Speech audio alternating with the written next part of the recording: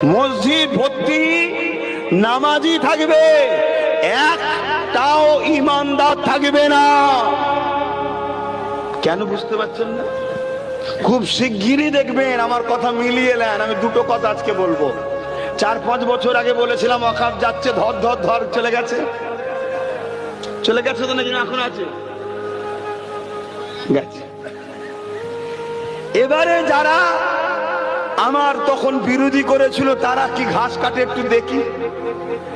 তারপরে একবার শেষ কামড় আমি দেবো, লাস্টে ইনশাল্লাহ আমি দেবো, একবার ছাড়বো না।